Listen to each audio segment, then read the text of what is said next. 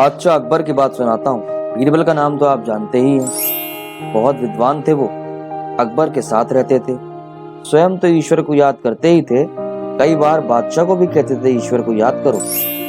एक दिन बादशाह ने कहा, बीरबल तुम जो कहते हो ईश्वर को याद करूं, तो बताओ कि ईश्वर कहाँ रहता है, कैसे दर्शन हो सकते हैं उसके, और वो करता क्या है। एक साथ तीन सवाल कर लिए उसने, तीनों बहुत ही कठिन। और बीरबल डूब गया चिंता में। बोला, महाराज 7 दिन का समय दो, आपके सवालों का उत्तर 7वें दिन दूंगा। लेकिन उत्तर देना कहाँ सरल था, 6 दिन तो ऐसे ही बीत गए। बीरबल को उत्तर नहीं सूझा। 7वें दिन चिंता में बैठा हुआ था, सोच रहा था अब क्या होगा। तभी उसके नन्हे से बेटे ने आकर कहा, पिताजी आपको इतनी चिंता क्यों है, इतने परेशान क्यों हैं आप। तो बीरबल ने कहा, बादशाह ने 3 प्रश्न पूछे हैं बेटा, उनका उत्तर नहीं मिल रहा। प्रश्न भी बता दिए उसे।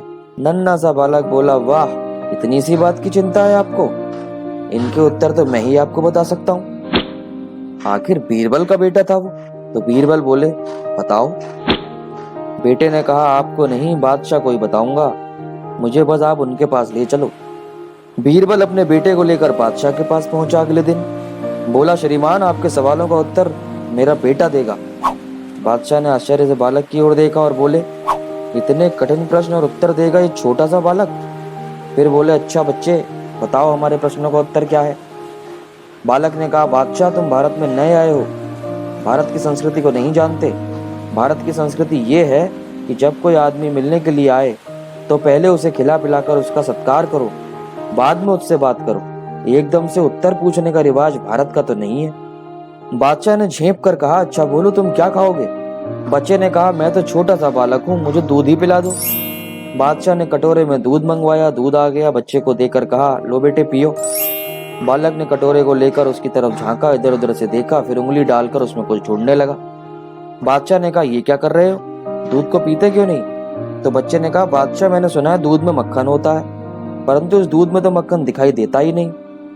बादशाह मुस्कुराए और बोले, बेटा तुम अभी बच्चे हो, अरे मक्खन इसके अंदर होता अवश्य है, लेकिन उसे देखना है तो दूध को दही में डाल के जमाना पड़ता है, और दही बन जाए तो उसमें मथनी डालकर मथना पड़ता है, बिलोना पड़ता है। जब बहुत जोर जोर से बिलोया जाता है तब मक्खन ऊपर आता है। बच्चे ने कहा, अच्छा बादशाह जी आपके पहले 2 सवालों का तो जवाब यही है, ईश्वर होता सभी जगह है, इस संसार के कण कण में रहता है, परंतु उसके दर्शन तभी होते हैं जब मन को ओम के जाप का दही डालकर जमाया जाता है, फिर प्रेरणा पूजा और ध्यान की मथनी से भिलोया जाता है।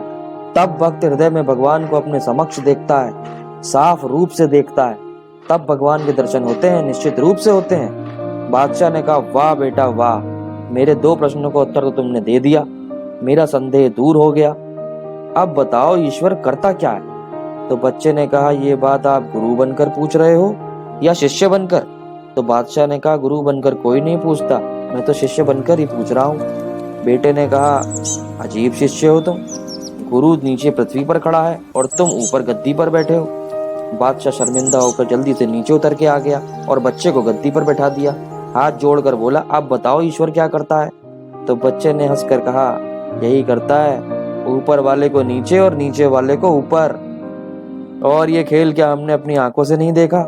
मैंने बड़े बड़े राजा और महाराजाओं को बंबई की गलियों में खाक छानते हुए देखा है, और उन लोगों को जो कुछ समय पूर्व जेलों में बंदी थे, ताज और तख्त संभालते शासन करते देखा है। उस ईश्वर की महिमा महान है, कौन उसका वर्णन कर सकता है। जब सब लोग छोड़ जाते हैं, जब सभी आशाएं समाप्त हो जाती हैं, तब भी वह मनुष्य के साथ ही रहता है, तब भी उसकी रक्षा करता है। तेरी बेमिसल कुदरत का हर एक पत्ते में दफ्तर है, तेरा देखा है सिक्का शब्द हमने दाने दाने में।